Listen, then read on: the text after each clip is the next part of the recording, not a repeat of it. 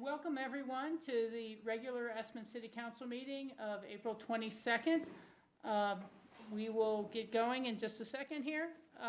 Nicole, would you like to call the roll? Thank you. Councillor Benedetti. Here. Councillor Doyle. Here. Councillor Guth. Councillor Rose. Here. Mayor Richards. Here. Thank you very much. We have no scheduled public appearances tonight, so we will go right into the citizen comment and petitions.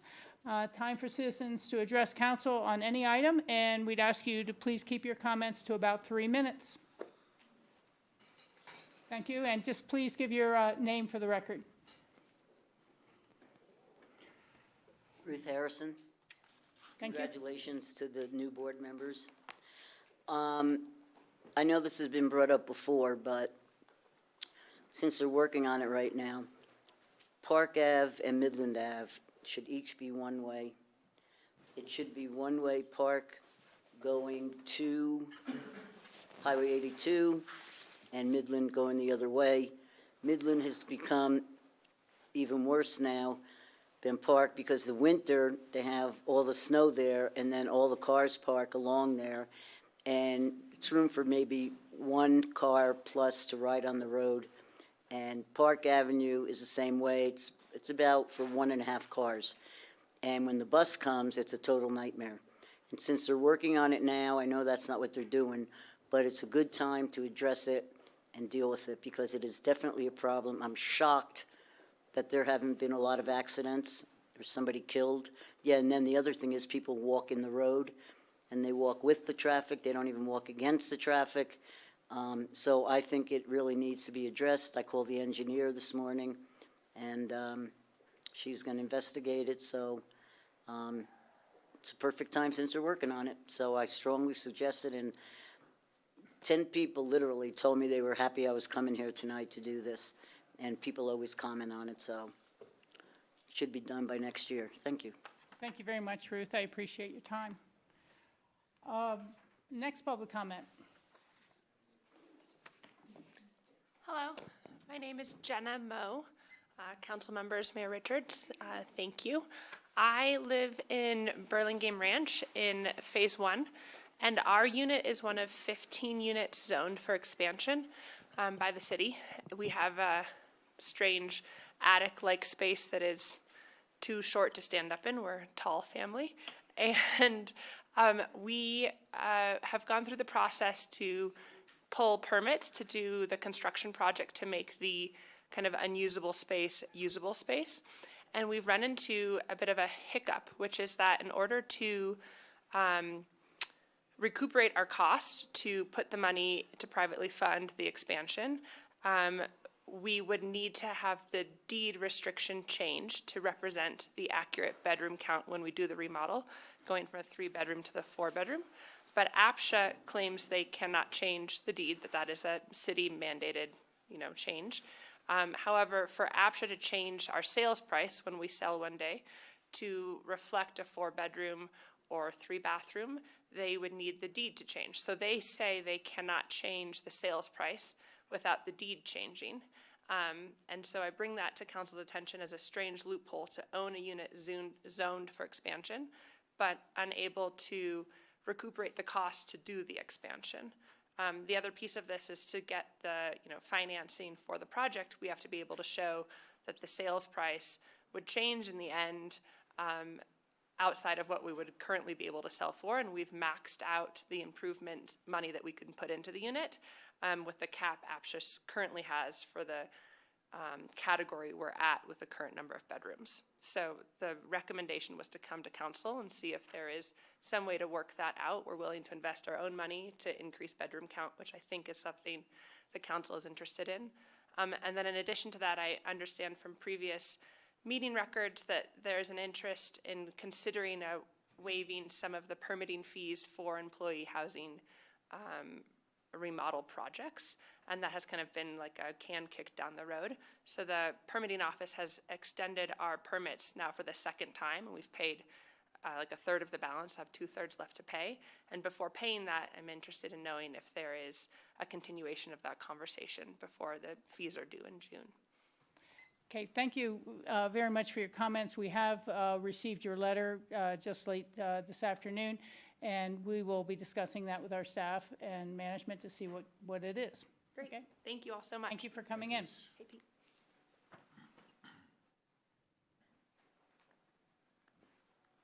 Good evening. I'm Sue Atkinson, and I have prepared notes because I'm not very good off the cuff, so appreciate your indulgence.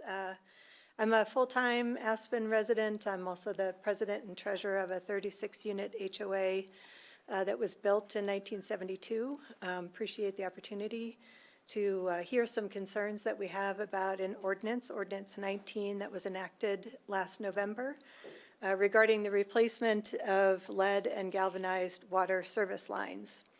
The ordinance requires any Aspen residents identified as having galvanized water lines to replace them within the next construction year, so pretty aggressive. The ordinance is problematic and should be amended, if not certainly clearly reevaluated. It exceeds state requirements, which only mandate the replacement of galvanized lines if those lines have been downstream from lead lines. City staff confirmed that it has no record of lead lines, although in an email that I received today from an email I sent yesterday, they confirmed that they can't confirm whether there are lead lines in the distribution system. It also is based on the City of Aurora ordinance. You'll see the City of Aurora actually noted in the ordinance. Many of the language from the Aurora ordinance was pulled into the City of Aspen ordinance. And then secondly, the cost of the replacement is what we're finding out is absolutely astronomical. It's hitting during economic turbulence, home equity loans. If homeowners in our complex need to get home equity loans, the rates are now over 7%. We have exceeding, and rising material costs. Certainly the tariffs are going to have a huge impact on copper and other materials. And everything in Aspen is escalating. Our property taxes have doubled. Our insurance rates are, and certainly many other homeowner associations have had doubling, quadrupling of insurance premiums. The projected cost for my HOA, after doing lots of research over the last few months, is between $935,000 and $1.3 million. As a result, many of our owners have questioned whether they can continue to live in our HOA or Aspen. Many Aspen homes and HOAs were built before 1975, and many may have galvanized lines. The city completed an inventory in last year for all of the residences in Aspen to comply with state law to inventory the water lines, but certainly, I know from our experience, the data on the older lines is incomplete and significantly flawed. We discovered the replacement mandate by chance. In December 2024, a water line leak led to the investigation where city staff identified galvanized lines and initially required the replacement by October of 2026. That was a total shock for us. While we've carefully budgeted for aging infrastructure across our complex, things like sewer relinings, window replacements, skylight replacements, we have no reserves for water lines. Though the city has eased the 2026 deadline, it's gone back and forth on that requirement, gathering the necessary funds will take significant time. I've talked with several other HOA management companies in Aspen, many large ones, who have no idea this is about to hit them. We are just the tip of the iceberg. We urge the City Council to evaluate this ordinance. Thanks so much for your time. Yes, thank you for your time, and, pardon me? I just said thanks. Yeah, okay. Thank you. We would encourage continued conversations with our staff. These are federal laws that we are working underneath, and there are issues, as you have described, that you've already had some water line failures there as well. I think that uncovered the problem that the city needs to be able to comply with federal law on clean water and public health. Thank you. Next.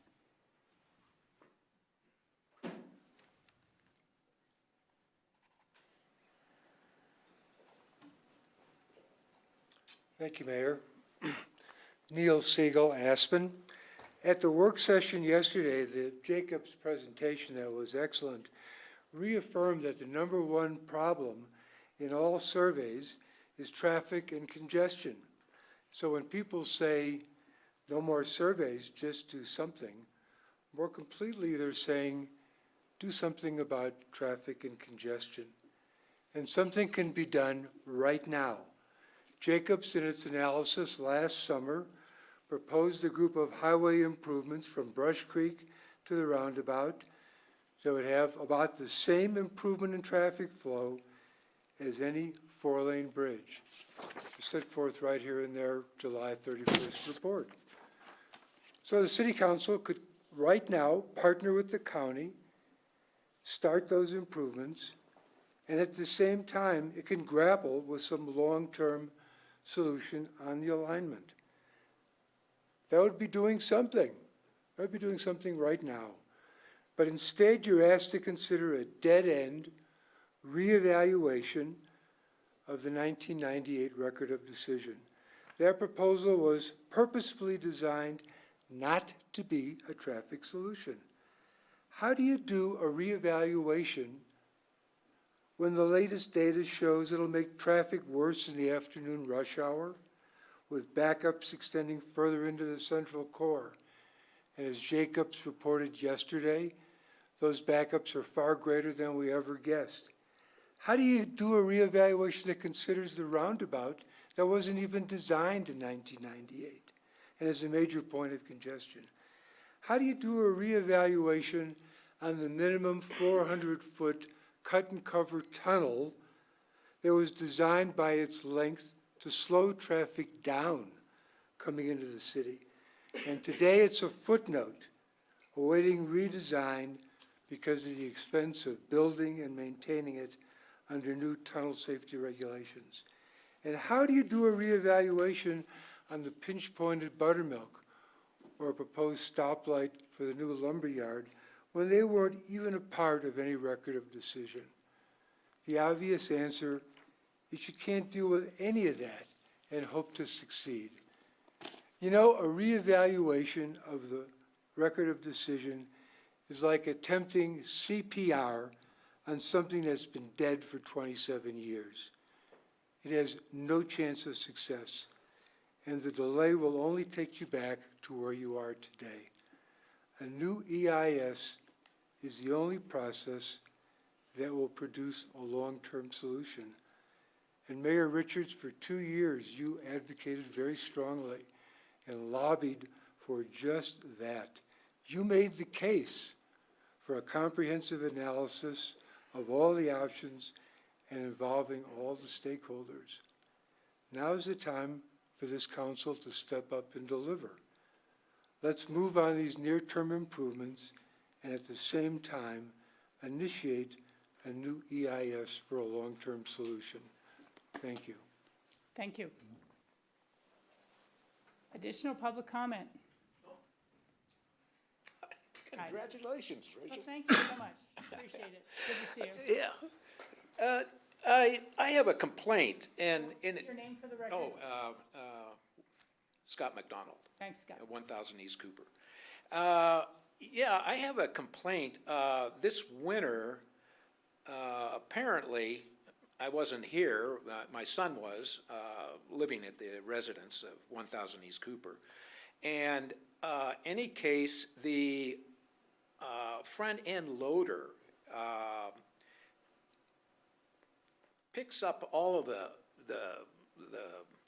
the road snow and with the dirt and everything else that's in it, and deposits it in front of the ADU, and which it really isn't good because of the road dirt's there and everything else. But what they've done was inadvertently, they trashed out our 55-gallon oak planter and the plant in it, and then dug out a pretty significant chunk of yard in the alley. But my son reported this to the city, and we haven't heard anything. So that's why I'm here, is to get this rectified, and, somebody just come by and take a look at it. We'll be there, Yeah, well, thank you for bringing that to our attention, and I will make sure staff gets back in touch with you to take a look at the situation and talk to the road and bridge crew and go from there. Yeah, and they've repetitively tried to deposit that snow, the road snow in front of it, and it is just like, it's like a mountain, and they shouldn't do that. I mean, it's. Should not be pushed to private property, certainly, and we'll take a look at how that happened. And I have talked to our staff about how to be prepared for our next winter's snow. We have all seen a little bit of some challenges with that, and I am well aware that other communities like Steamboat or Crested Butte actually saw 6 feet of snow in one day, and we need to be prepared better to handle that issue. Well, it's fine that if you pile it in the middle of the road, it can last for weeks that way, and it doesn't impede traffic, so, that's no problem, but it's when they scoop that up in the middle of the road and then deposit it on your property, that presents a problem. Thank you for coming in. Yeah, thank you. Thank you. Additional members of the public who are here for public comment? Mr. Maple. Good evening. Mike Maple. Congratulations to Rachel and Christine and John on your election and re-election. Thank you. And thank you to all of you for serving us and our community. One of the items on your agenda tonight that is not subject to public comment is yet another demolition allotment settlement. For those of you that may not have been engrossed in this, since 2022, some 30 demolition allotments have been issued, and fully 16 of those 30 have been issued via some sort of appeal or settlement process. This is a very clear indication that this is a failed program. The intent and mechanisms of this program are also failed, but I think quite clearly the fact that so many settlements have been reached almost instantly in each case is a fine example of why this is a failed program. So for tonight, I encourage you to grant the settlement to a property that happens to be just down the street from my family home. It's totally appropriate. And secondly, I invite you or ask you to reevaluate this program. And you should start part of your review and evaluation with an update of the status of the demolition allotment program. This is a report that I received last November that documents the 30 demolition allotments to date and the associated settlements. I'd love to get an update of that as well. And that's it. Thank you. Yeah, thank you. Thank you for your time. Here we go, guys. Additional members of the public who are here for public comment. Caroline McDonald. Hi. The papers used to always have letter to the editors, and of course, we all know what our newspapers are, who owns them, et cetera, and there's no letter to the editors, which might save you some room for people having to come in. I just really think maybe the city could figure out some avenue to either, add to our local owner papers that seem to be able to not publish everybody's letter. I know there was quite a few letters coming in from the Hungarian Lodge that were missed. I mean, people mentioned to me that they tried and nothing happened. Anyways, that might be a good avenue to save you guys time when you're sitting here trying to do the big things. Our newspapers are really kind of not representative anymore other than selling to the outside crowd. Thank you. For your comments. I appreciate that.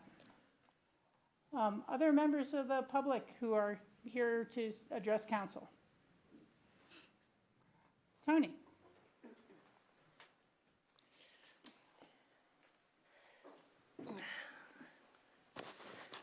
Good evening, good afternoon, members of the council. And again, I would also like to say congratulations to everyone. And that on the day when you were inaugurated, I made the statement that I think that the city of Aspen is in a really good place right now, so far as the entrance to Aspen is going, and the Jacobs report. I want to start where I left off last week during the last public comment, and that was I'm encouraging everyone to take the City of Aspen Jacobs Engineering Survey, an interactive map that's online. And the reason why that is so important is that that is going to form the letter of intent, the needs and purpose statement as to why we will either have a new EIS or a reevaluation of the preferred alternative.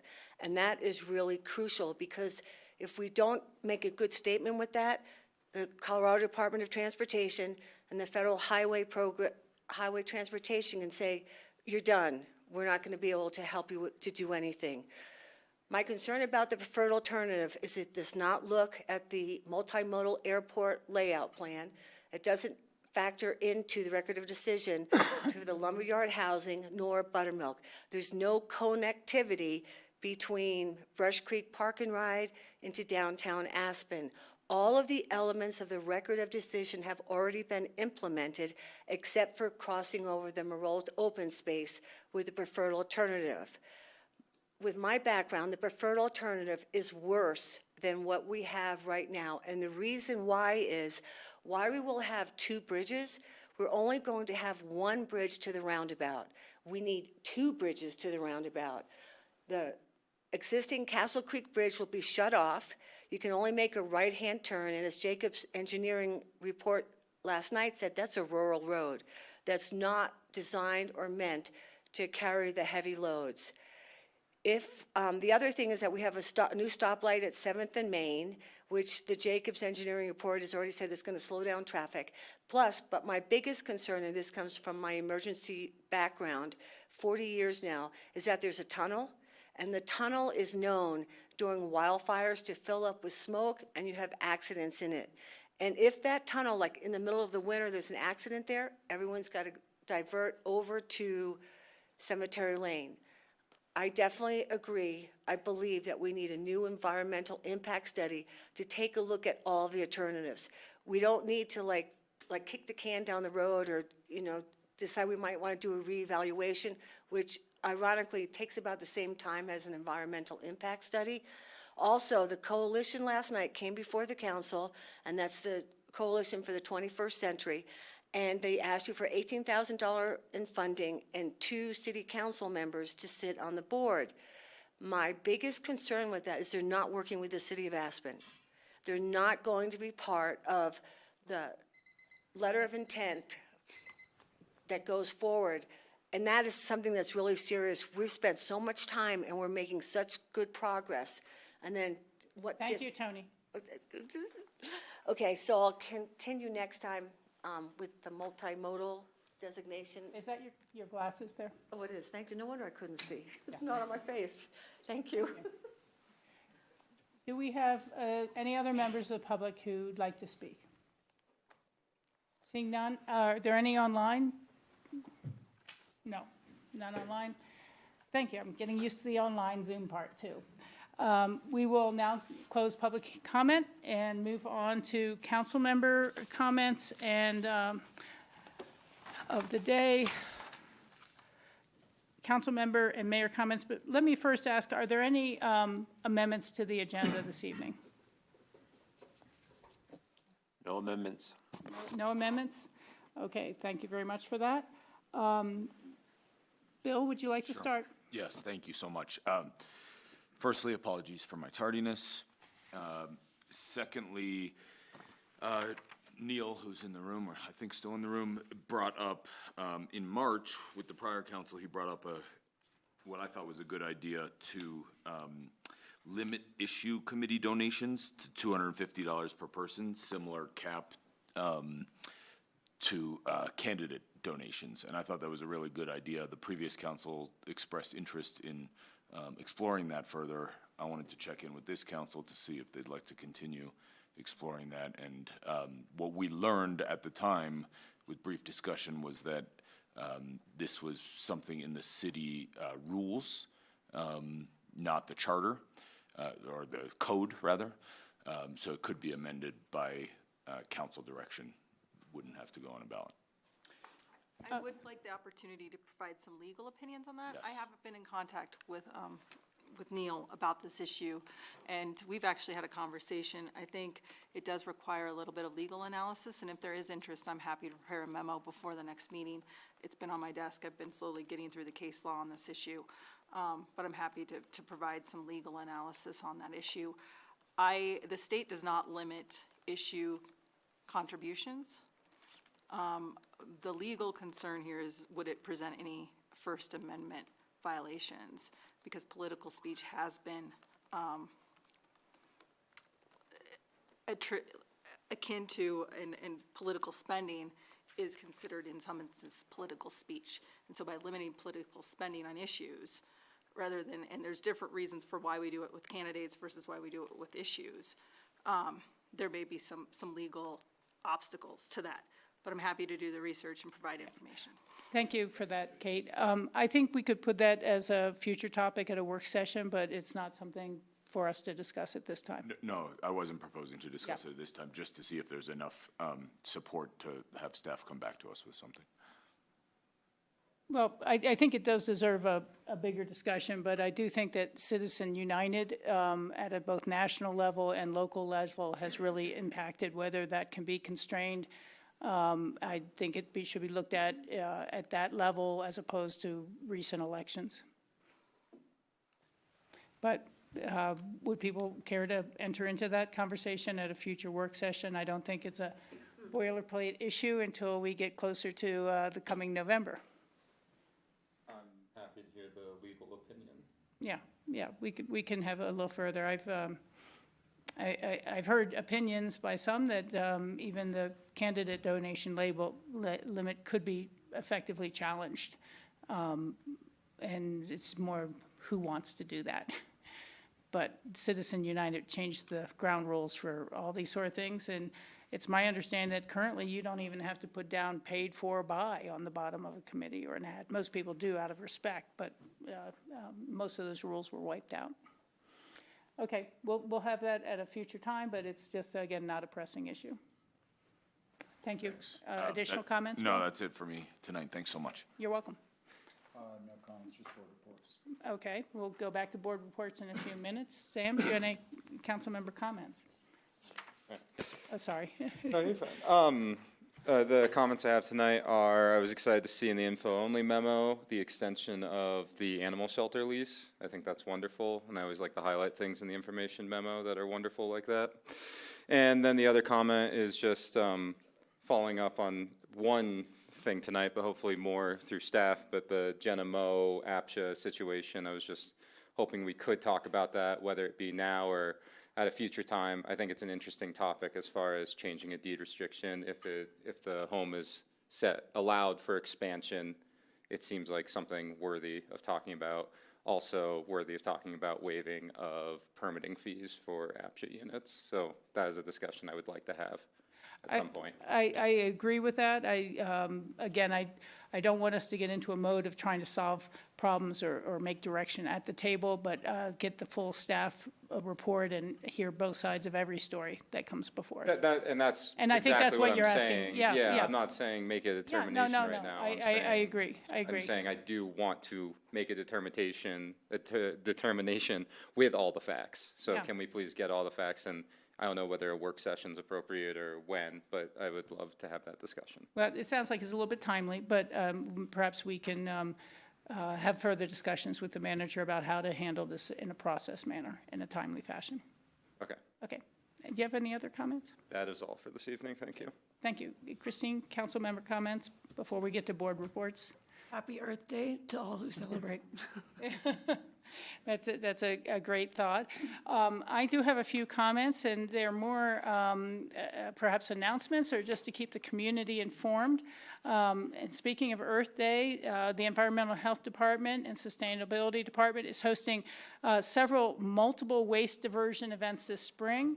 The first is the second annual Earth Week Swap and Exchange, which is happening on Saturday, April 26th, from 11 a.m. to 2 p.m. at the Aspen Fire Department. They're asking that people donate or exchange lightly used items and enjoy light bites free of charge. Donations are accepted starting at 10 a.m. This is so that we fulfill the reduce, reuse, recycle portion of the environmental ethic. It's not all just about recycling, it's about reuse of items. Skis and snowboard recycling, it's available at the Rio Grande Recycling Center as well until April 30th. I was there the other day, and there's really quite a collection for people who know how to pick out the good bindings and repairable skis or things like that. Some people are turning them into furniture, so anything you'd like to leave there would be good. And over at the fire department, I have read they don't want anything larger than a large table lamp. You know, they only have so much space for things. But bring anything you'd like to donate for other people to need, and look through and see if there's something for your house. Also, the electronic waste drop-off. That's a really important one.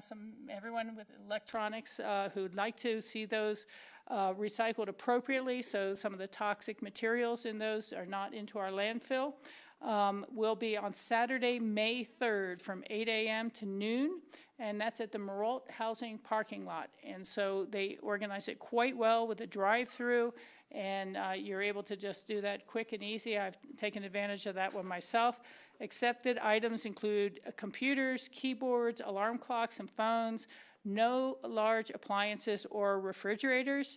And last year, the city collected from its residents and recycled nearly 20,000 pounds of items, which we were able to keep out of our landfill and extend the life of that landfill. Here's a very important one that is time sensitive, that the financial aid for Kids First families is coming up, and it is May 1st. That's the annual deadline. So if you have friends or neighbors or want to post it on your Facebook, let people with children who need child care assistance know by the annual deadline of May 1st. And the assistance will begin on June 1st. A couple other things. A great tradition here in the community is the annual spring cleanup. So any items that aren't worth donating or recycling, you can put out for the trash pickup. And Aspen residents who schedule an appointment with the streets department can have large trash items picked up at curbside at their residence. To arrange a scheduled pickup, you call 970-920-5130, no later than 4 p.m. on Friday, May 2nd. The spring cleanup will happen with people putting things outside of their residence from May 5th to May 8th. So items must be sorted by type, and that includes branches and wood of 8 feet in length or less, metals, trash, tires, and leaves in compostable bags. All piles should be labeled City of Aspen Spring Cleanup, because we don't want to pick up something you're trying to save, and they would not be picked up. Branches and wood must be placed parallel to the street. So items that are not eligible for the pickup are our standard household garbage, construction debris, batteries, or toxic materials like paint and oils. No refrigerators, hazardous waste, televisions, or electronics at all. So those go through a separate pickup. Thank you very much for that. And on a potentially friendlier note than business, I just want to point out this incredible art expo that's at the Aspen Art Museum currently, and that is going through May 11th. I was there taking a look, and I saw Mr. Guth there as well with his kids enjoying a great time. It is titled Architecture and the Imagination. And the Aspen Art Museum reached out to schools throughout our valley and up and down the I-70 corridor as far as Grand Junction and Vail. And they assisted the teachers with programming and art instruction lessons, and even brought materials for those kids. And then picked up all their exhibits and brought them to the Aspen Art Museum, and they're by different grade levels and grouping, and just to see the imagination of the youth in our communities, everything from practically kindergartners all the way up to teenagers, I was very, very impressed, and I felt that it's the type of thing that we need as a region to reach out and unite ourselves. I saw workers I know who lived down in Rifle who brought their family and kids up to see their kids premiered in such a wonderful facility. So if you have a chance, get out and see the Aspen Youth Art Expo at the Aspen Art Museum. And the hours of the museum are Tuesday through Sunday, 10 a.m. to 6 p.m. But it's well worth it, let alone that rooftop cafe. So thank you very much for that, and we will now go into our board reports. Sam, let's start with you at your end. I attended the Board of Health meeting on April 10th.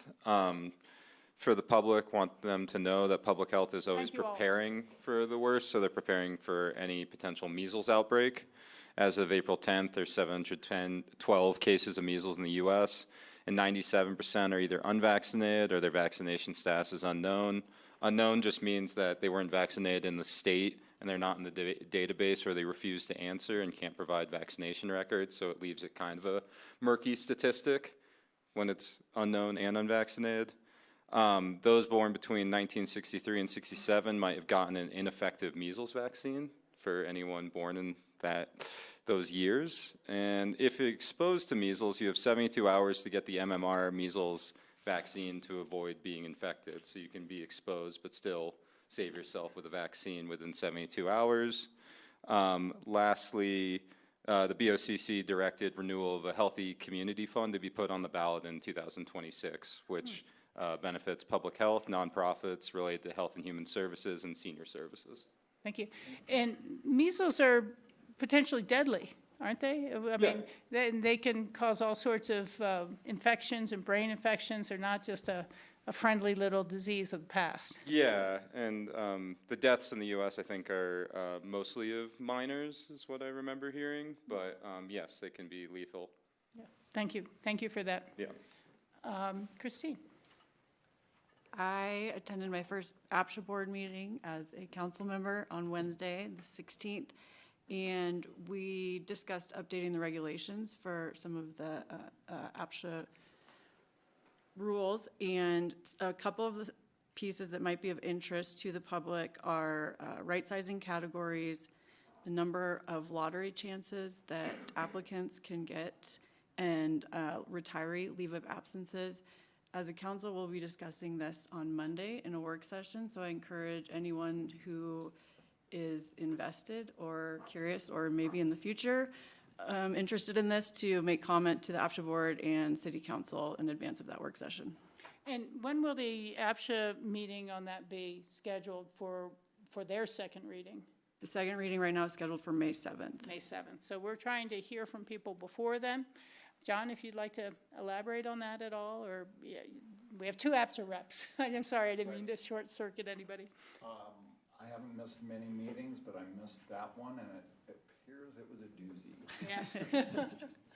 So I don't have a lot extra to offer, but Christine and I are meeting with Matthew Gillen in the morning, and I will be up to speed shortly. Thank you, and I would offer my appreciation to the Aspen Daily News for covering that meeting and the content for the public. I think we've all certainly got a good bit of feedback on that already. Thank you. Bill? I think we talked about and solicited feedback on the sort of most interesting topic from the VI.A board meeting last night, so Okay. nothing additional to add from there. Thanks. Thank you. I would just add, in terms of the VI.A, we are, as a council, discussed adding significant amount of funds to the Fair Free project so that we can move that forward, and looking for ways in which VI.A might be able to really track the results and understand what is the increase in ridership and the potential needs for additional service should we be able to move something like that forward more completely. I would like to note that the VI.A retreat for the year is going to be on May 8th in Carbondale from 9 a.m. to roughly 2 a.m. and that's taking place of their regular Thursday meeting. I hope to see all of our RAFTA reps there, myself and Bill in person. It's a very important meeting for structuring the priorities and the budget for 2026. And that's the only board I have been attending. I have met with the Chamber of Commerce about the future board meetings that's coming up next week with the Chamber of Commerce. I don't think I have forgotten anything. If so, I'll clean it up next time. And we will now move, John? I have one board report. Okay. I was able to attend my first Sister Cities meeting and had the pleasure of seeing my daughter give a speech with her classmates because she had recently returned from a Sister Cities trip to Chamonix. Here's some of the quotes from each of the students that went on this trip. One said that the French take great pride in food preparation. Another was struck by how different the school grading system was in Chamonix. Another one said, try escargot, snails are delicious. Another was very excited that they attended a ski patrol class and a nursing class. They also went up to the Mer de Glace, that's the glacier that comes closest to Chamonix, and they saw climate change up close with a great display on how much the glacier has retreated over the last 150 years. They also toured Chamonix and went to a mountain rescue exhibition and witnessed an actual rescue being initiated, which actually the lives were saved on that particular rescue. We also heard from Bariloche students who were here in town from Argentina who were talking about their experiences here, and they were all thrilled. Then we got into the real business of the meeting, which was the financial report was positive. Sister Cities thanked the City of Aspen for their grant this year. Fundraising, we need some Saturday market volunteers, and there's a Bariloche medical exchange, May 11th through 19th, which includes surgeons, dentists, nurses, and more. There's also a Garmisch-Partenkirchen 60th anniversary celebration coming up soon. And that's it from Sister Cities. Yeah, thank you for that. I had the wonderful opportunity to meet with some of the students from Bariloche and hear what their impressions and experience in Aspen was. So that was a nice event as well.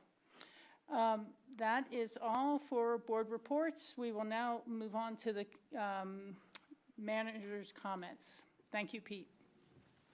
Thanks, Ms. Mayor. I have no comments for tonight. Okay. Thank you very much for that. The consent calendar is our next item on the agenda. And these are matters which may be adopted together by a single motion. And I will read what is on our consent calendar, and then we will enter into board discussion and see if anything needs to be pulled.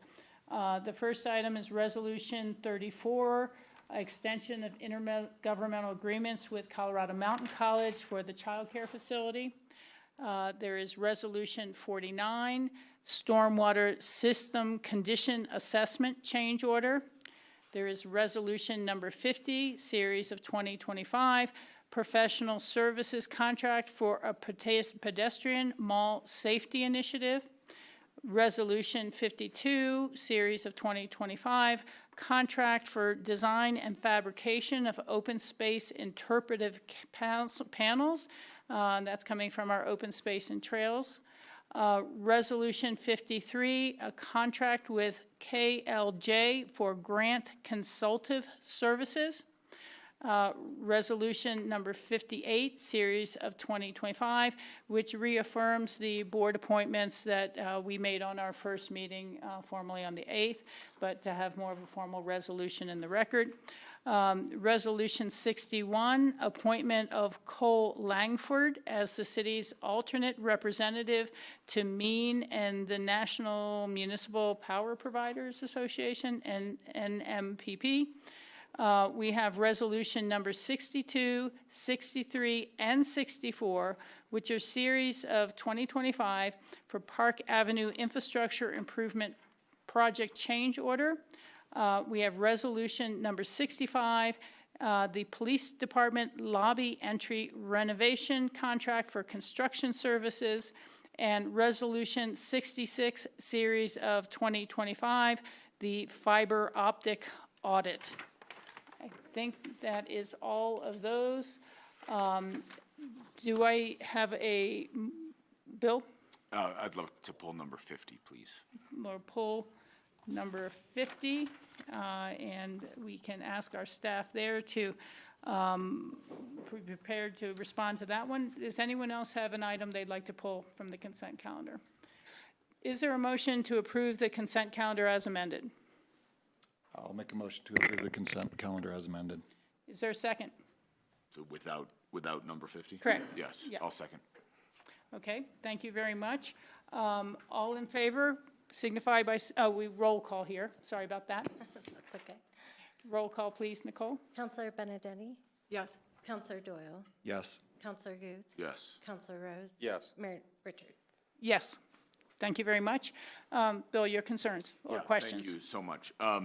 So this is something that I've been discussing in the background with staff for a couple years now. And I think many others are not a fan of the meridian white temporary vehicular barriers that go up to protect the pedestrian malls at certain times during the summer. Don't think that they're particularly attractive and obviously quite temporary in nature. You know, nothing's there protecting pedestrians today. So I'd like to see something more permanent there. I appreciate the interest in sort of doing this more cohesively along with other improvements. But I think that because we all know that, or at least I know, that the pedestrian malls are due for some more serious upgrades, more comprehensive upgrades that have been talked about for at least the last decade, as far as I'm aware, if not longer. I think these are fairly interim in nature, and I'd like to get something in place this summer, and I don't think that we have the time to do studies, and I don't want to see these white things come back again this summer. So I know we tested the retractable bollards at the west end of the alleyway on the north side of Wagner Park, which staff reported are working great, and they look great. There's a lot of other solutions that I think that we could get ordered, and I'd much rather spend the $150,000 on putting something in place for this summer that is going to accomplish our needs and look better and more appropriate for Aspen, and get it done now. If we want to wrap some of these upgrades and these studies into the eventual pedestrian mall upgrades and overhaul, great, totally supportive of that. But I think with the same $150,000, we can get something in place this summer and take our time doing more thoughtful and comprehensive work. Thank you for your concern and comments. I'd be the first to agree they're pretty ugly, and we are renting those, so there's a bit of a cost there. Matt and, sorry, Mike, sun's in my eyes. If you would like to respond and give the council more information on this project. Sure, thanks. Matt Kuhn, Parks and Open Space Director. Mike Tunte, Landscape Architect and Construction Manager. Thank you. So I think we are charging as fast as possible on this. It is not feasible for us to get things in the ground this year. However, we are striving to dress up that corner. We've received, around 24 new planters that will be placed around that intersection in conjunction with the temporary white bollards. And you're speaking of the Wheeler intersection? Correct. Okay.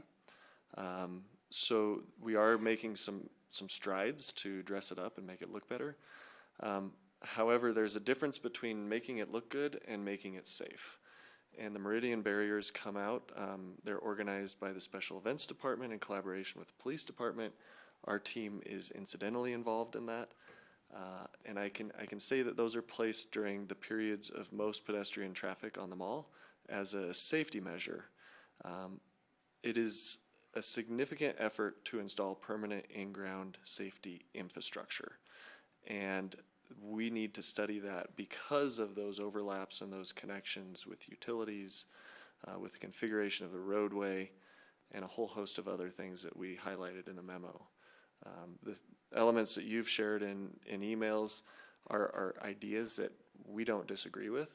However, they're on the side of the planters that we're taking this year as kind of decorative and making it look better while the safety measures are significant. And is this somewhat of a response to what we've seen in, sadly, other festivals of people driving a car through a Christmas market or into a farmer's market and things like that? And that is the type of concern the police department have? Bourbon Street. Yeah, Bourbon Street, not long ago in New Orleans. This has been an issue that's been of a concern to our community for quite some time now. I think anytime there's an incident that occurs that sort of raises the alertness level a little bit and people are more aware of it, our police department's been actively researching this and talking about it for quite some time. In 2022, the schematic design for the Aspen Ped Malls was completed, there was a component of that that included pedestrian mall safety. So this is definitely something that we've talked about quite a bit in our community. I wouldn't say that this is a knee-jerk reaction to any specific incident, but those incidents do highlight the important nature of this type of effort. You know, the bollards that we can install fairly quickly are typically surface-mounted bollards. They might be on a pretty minimal concrete footing, if anything at all. Sometimes they're just bolted down. The nature and inherent design of the bollards that we're really looking at here are significantly different. They have a substantial subsurface work area. There are vaults and concrete, electricity, and it involves quite a bit more work than what we could accomplish in terms of what this contract value represents. It's just an expensive installation. We absolutely agree that the meridian barriers that are the temporary barriers that go up right now are not aligned with the aesthetic of Aspen. They do check the box on public safety, but I don't think they're the best representation of what we want in our community. Yes. Bill? I understand and appreciate everything you guys are saying, but I think that kind of heavy infrastructure work that you're talking about, Mike, should happen in concert with an overall design of the malls, and it should be thoughtfully integrated with that work. And last time I was in Manhattan, I saw a boulder that was mounted to, I think it was probably fiberglass or a steel skid so that it could be picked up with a forklift and placed. That's the kind of thing that would be just as effective, I think, far more attractive than these meridian barriers, and could be implemented by this summer. So I've shared with you a couple of ideas. I'm sure there's 1,000 more. I just don't want to do this piecemeal, and I think that we can do better than the meridian barriers for this summer and get it upgraded now, while you thoughtfully implement these longer-term, even better solutions. Yeah. Bill, I am aware of the earlier planning for the malls, and the planning involves around a number of things, such as the trees are vastly overgrown, unfortunately, of what the mall can support. And there's just a lot of items that need to be redone there. And there really hasn't been the money in the capital reserve programs to advance it. I think that especially with general fund goals we've had for the armory and other things like that, it's why it hasn't advanced. But my understanding is that these are integrated with that sort of plan.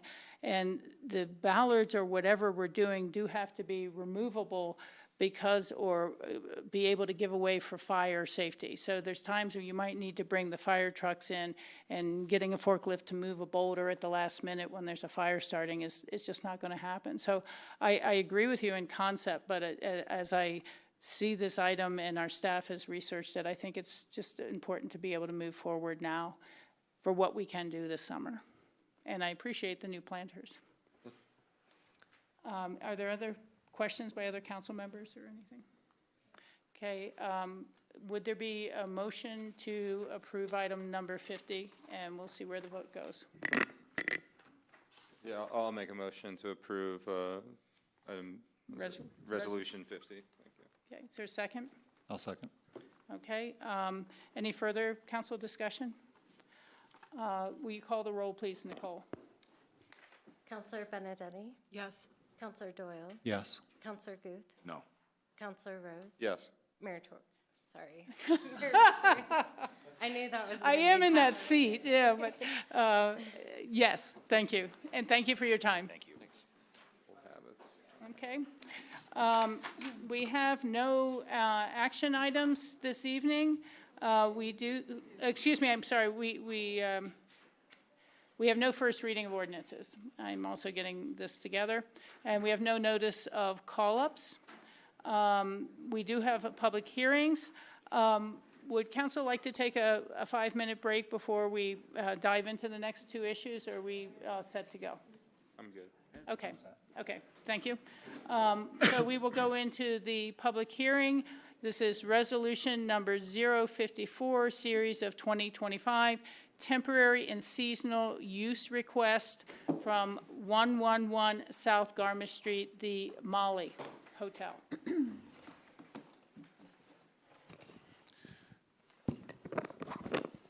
Mayor Richards, if I may, before, as Sophie's getting set up, Ben Anderson, Community Development Director. Just very quickly, I wanted to introduce council to our new planning director, Dan Folk, who's sitting at the table. Dan started with us on April 7th, has been with us for a couple weeks, and brings a richness of experience, and I think is also having his mind melted a little bit by some of the things that happen in Aspen. But anyway, I just wanted to introduce you to Dan. You'll be seeing much more of him as he comes up to speed with things going on in town, so. Welcome. Hi, Dan. Hey, Dan. Good evening. Thank you so much. It's great to be here, and yeah, I'm really excited. Just briefly, I've worked in local government and planning for about 28 years, the last 11 in the city of Flagstaff, so very happy to be here in Aspen. I moved with my wife Denise. We've been together 27 years, and yeah, looking forward to getting to know all of you and working with your great staff and the community, so thank you. Great. I look forward to hearing more about your Dark Skies initiative. Yeah. Fantastic. Good evening, Council and Mayor. We have here Mitch Haas, and he'll be starting off with an applicant presentation. Javier just pushed you to become a panelist. Look at that, all right. Am I going first? Yes. Okay. Let me find the mode here, view full screen. Whoops, right button. Am I presenting? Am I on? I don't know if anyone sees that. Not yet. Maybe I gotta escape? Yeah, so on the Zoom, you'll have to hit share. Oh, okay.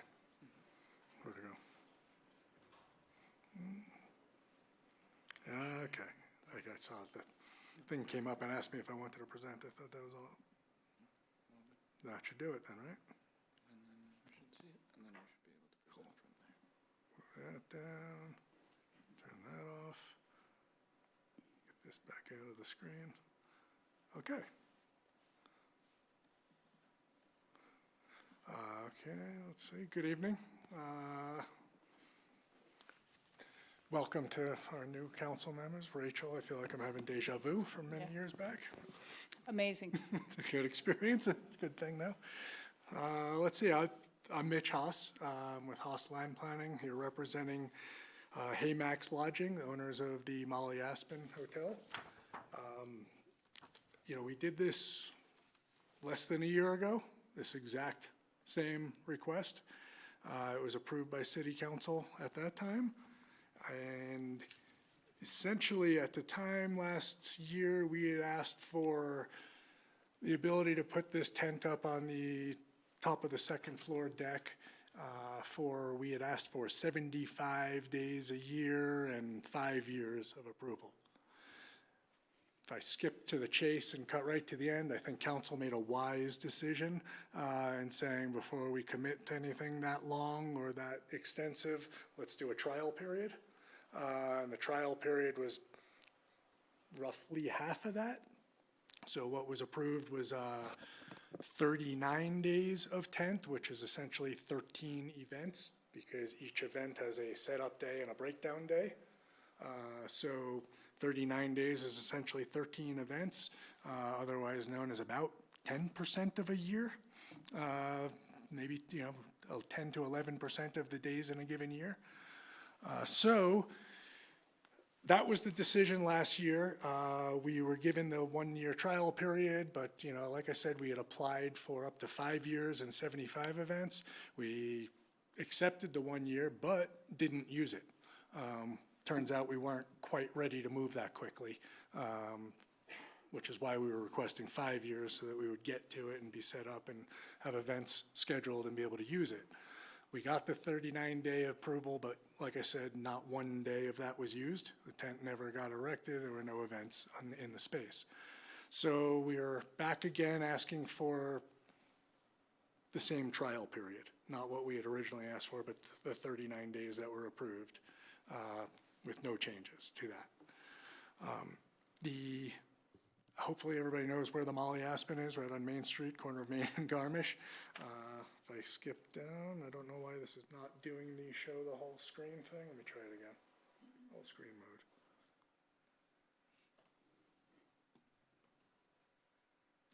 Getting better. It's not showing up on yours that way, but okay. So, there's our location, right? I don't know why it's not showing up here, but. We can see it. Oh, you do see it? Yeah, yeah. Oh, okay, all these other screens, I'm seeing something different.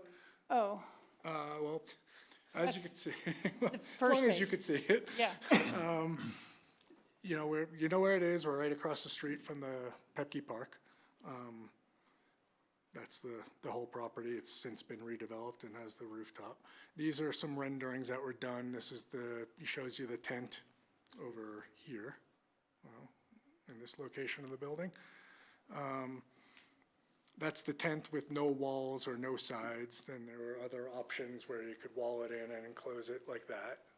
If that's showing up, I'm assuming it is. I think we just have the one image. Yeah, you haven't moved to any. It's still, okay, so it's not showing you my screen. All right, well, at any rate.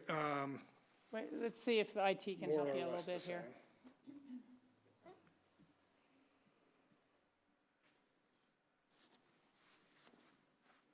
Maybe he wants to do the Acrobat version.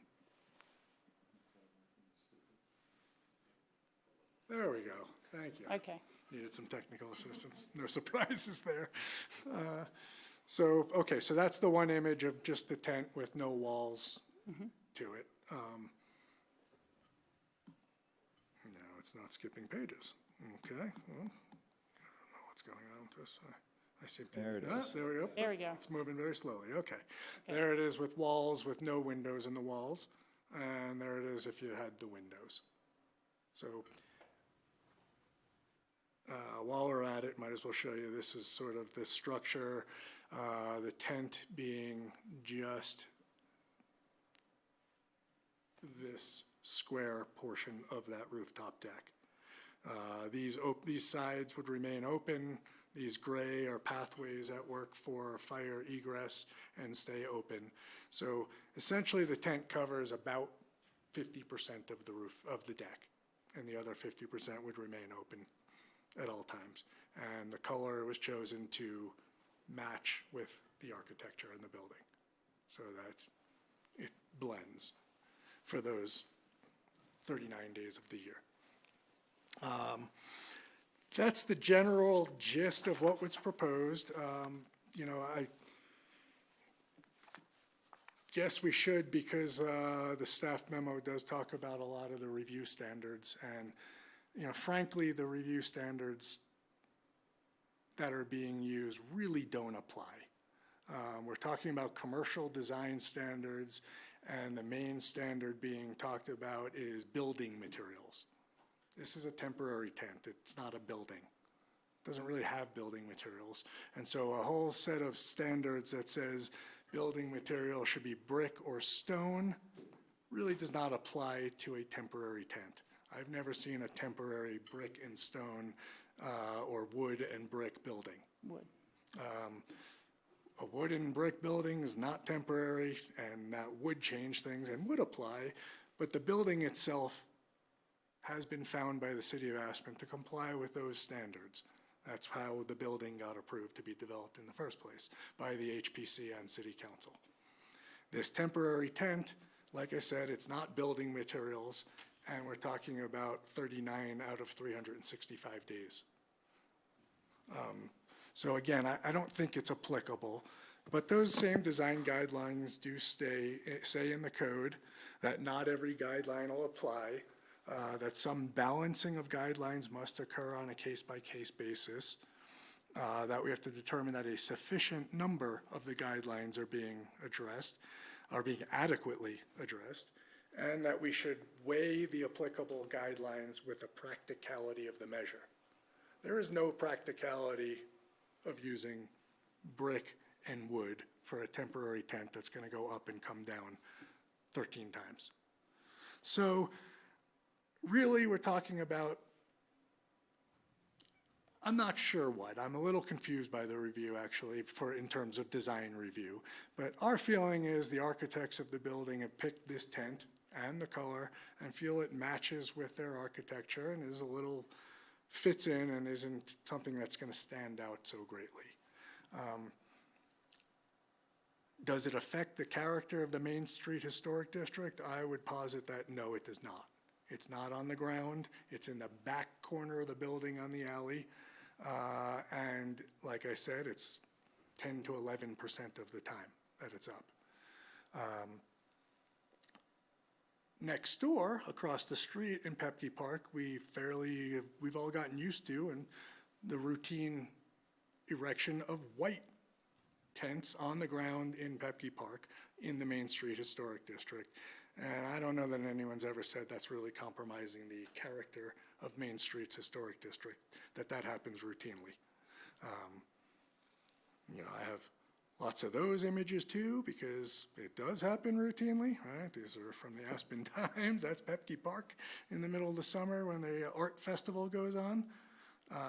These are not nearly as attractive tents as what we're talking about.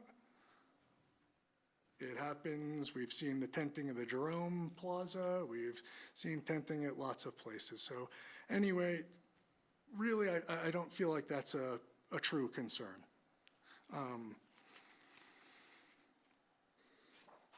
Next, some of the other concerns that have been brought up, and again, these were the same concerns we discussed less than a year ago with City Council when they agreed that it's worth a trial period. I want to emphasize that the Molly was approved as a small lodge in the Lodge Preservation Program.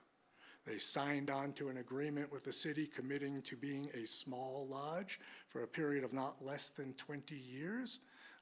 That's a significant commitment. And the city of Aspen for the last 30 plus years has been trying to find ways to encourage small lodges, to let them be viable in Aspen. This is the kind of thing that helps with that viability.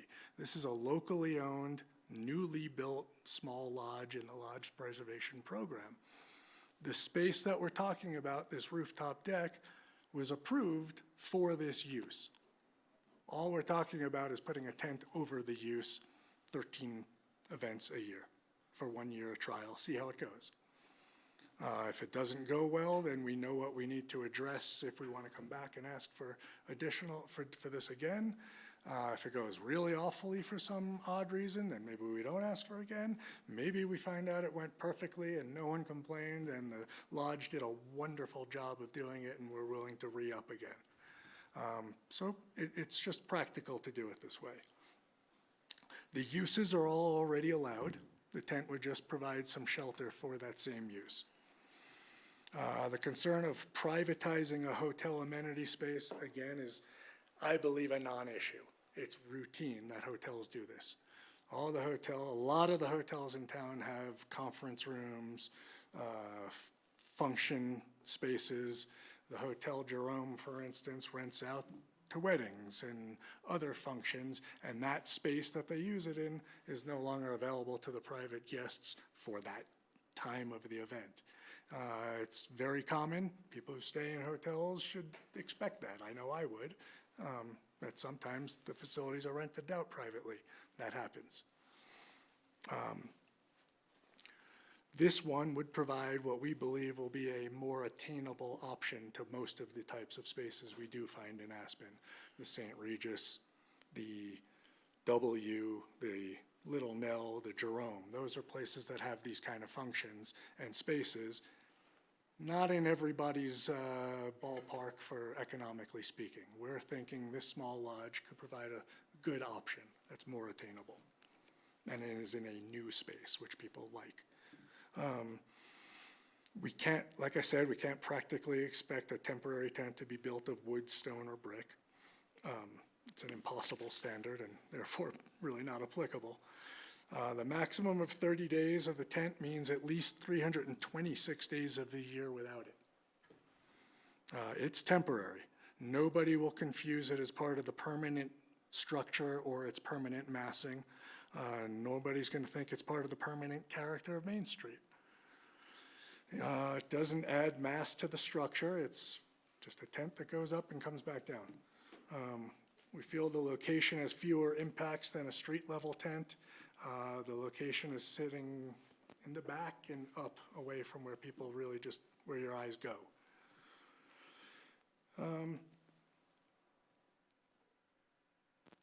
Again, that it's providing shelter for already approved uses, so it's kind of contradictory to then say the tent will lead to an increased intensity of use. It's the same uses, it's just covered. The guideline, we talked about one of the guidelines that's been a concern is that the tent lacks insulation as a temporary tent and will lead to increased energy use if combined with heaters and or air conditioning. Again, the space is available to use now. We see throughout Aspen people heat outdoor spaces with no roof. I would put it to you that when the tent's up, doing that exact same thing that one could do now will be more efficient because it'll at least trap some of that heat in space, if that's going to be done at all. But one can do that now, and that doesn't change with this request. So, in closing, I'd just say again, last year we applied for the same tent, but for up to 75 days of the year and for 5 years of the same use. Council saw fit to allow a trial period for a temporary tent to be used 13 events or 39 total days, or roughly half of what we had asked for. And none of the applicable codes or review standards have changed since then. That approval wasn't what we had asked for, but we agreed at the time, and we still agree that the decision made a lot of sense. When we started down this road, we were thinking we'd get a 5-year period. We really weren't ready to jump on it. But we took the trial period thinking maybe we'd use it. We just didn't get to it, so we're back to asking for the same thing again.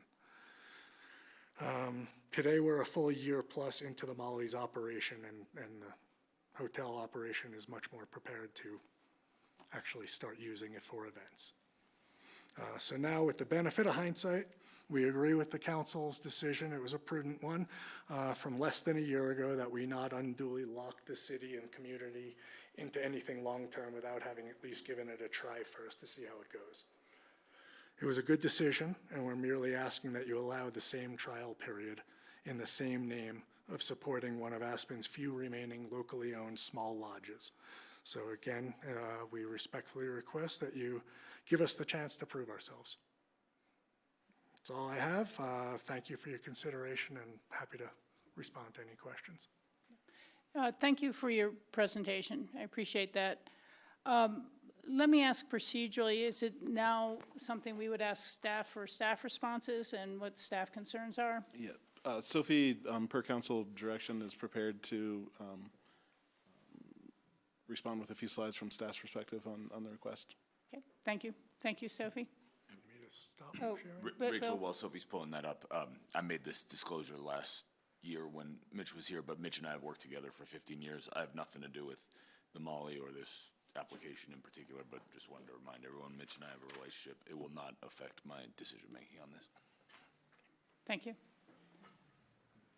From a legal perspective, that disclosure does not amount to a conflict of interest for purposes of voting on this particular issue. As Mr. Guth has indicated, he has no direct financial interest in the outcome. Thank you for that, Kate, and thank you, Bill. Proceed, please. Good evening. Give me one moment. I'm having some screen issues of my own. Did I have to turn mine off or something? I don't think so. Nope, looks like it kicked me out.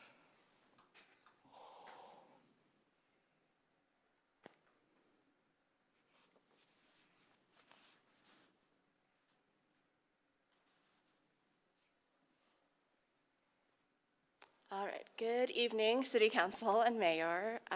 Sophie Varga, Zoning Administrator for the record. So again, the request tonight is for the Molly Aspen Lodge to, they're requesting a temporary and seasonal use request to install a tent for up to 39 days in 2025. So we've already gone through this, I'll go quickly. It's in the mixed-use zone district in the Main Street Historic District. It was redeveloped over the last 10 years and recently opened. So in 2024, the hotel requested a 10-year conditioned approval for 75 days per year. City Council approved a 39-day approval for only 2024 as a test run. That was not used. So the request tonight is for the same test run, 39 days in 2025. This involves 3 sections of our land use code: temporary and seasonal use, commercial design standards, and the growth management quota system. So here is a view of the hotel from Pepke Park. The roof deck is on the left. You can see it does provide some relief from massing of the building. And then the same, the proposed temporary structure without sides, again, viewed from Pepke Park with sides. So there's a full response to staff response to criteria in Exhibit A. Staff continues to have similar concerns as those we had last year. The code hasn't changed. And we have these kind of big picture concerns with the extended use of temporary structures. The cooling or heating of an uninsulated structure emits more carbon and uses more energy than a permanent structure does. Plastic does not meet the material criteria in the commercial design standards. And finally, we have concerns about the added massing to the building and the impact of the increased intensity of use to the neighbors. So again, we have these continued concerns, and we also recognize that last year that council believed in, my goodness, give me a moment, I apologize. We're happy to facilitate the 1-year trial period again. We understand that that made sense last year, and it may make sense again this year. Okay. And happy to answer any questions. Council member, questions at this time for the applicant or our staff? I'm happy to do it after the public hearing, if that's okay. Okay. Just in case there is someone. Well, yeah, I wasn't really asking for comments yet, but. Yeah, well, I got questions, but I was going to do it after the public hearing. It's usually best for the public to hear the questions and answers before they make their comments. All right, fine. I don't think there was any public to do it anyway. I was just getting to the end. Yeah. Questions for Mitch. Mitch, do you have a shutdown time for these events? Is it 10 o'clock or? Yeah, I think we had, I thought it was midnight. I think it's earlier than that, and then the breakdown would, the cleanup would still be going on, but it's the same curfew that applies everywhere through the city for noise, and I think we proposed, what was it, 10 o'clock or? Yeah, it's the noise ordinance is usually what we apply to. I don't want to say the wrong number, but I thought it was 10 o'clock. I think it's 10. I mean, that's when Palm Tree Fest is supposed to shut down, so I assume it's 10 for you as well. It wasn't. Yeah, we did say something in the application, but it's been a while, so I don't remember what exactly the number was. So we did represent it as the same as. Okay, well. In the conditions, it says shall not extend beyond 12 a.m. Yeah, the resolution says midnight, 12 a.m. Well, that's why I was concerned, and I mean, I don't mind that so long as the noise ordinance is enforced at 10 p.m.